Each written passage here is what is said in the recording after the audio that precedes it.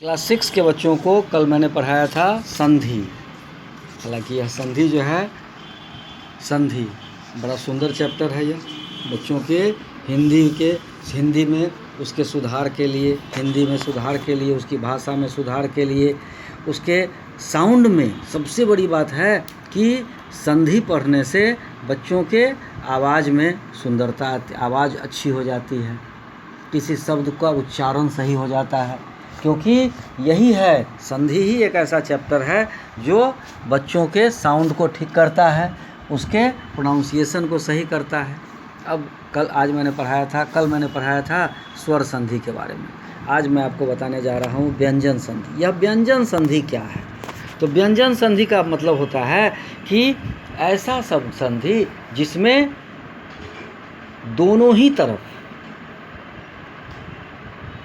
व्यंजन का योग होता है, व्यंजन का योग होता है। व्यंजन का व्यंजन से या किसी स्वर का मेल होने पर जो परिवर्तन होता है, या तो व्यंजन का व्यंजन से या किसी फिर स्वर का व्यंजन से जब मेल होता है और व्यंजन बनता है तो उसको व्यंजन संधि कहते हैं। अब जैसे देखिए, आपकी किताब में है, इसको याद रखना, इसको थोड़ा प्रैक्टिस करना होगा, पढ़ के इसको थोड़ा प्रैक्टिस करना होगा व्यंजन संधि को आपको। अब जैसे देखिए इसमें तो बदलता है, व्यंजन और स्वर का मेल देखिए, ये याद करने की चीज़ है आपके लिए।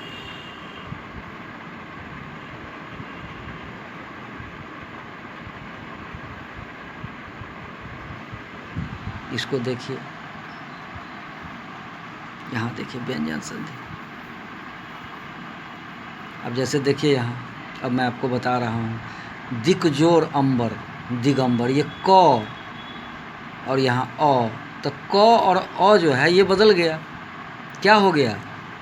ग बन गया, तीसरा अक्षर हो गया, पहला अक्षर तीसरा अक्षर हो गया। इसी तरह से यहाँ देखिए, पहला अक्षर, व्यंजन का पहला अक्षर, यहाँ तीसरा अक्षर हो गया। जगत ईस, तो क का देखिए तो क ख ग, त थ द। अब यहाँ देखिए तो यहाँ जब न है तो त जो है वह न बन जाता है।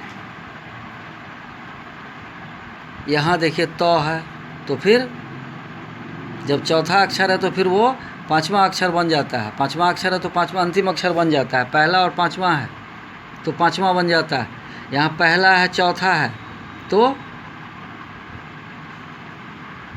इसी तरह से आपको यह याद रखना होगा। अब इसके बाद है विसर्ग संधि, तो विसर्ग संधि फिर कल बताएंगे।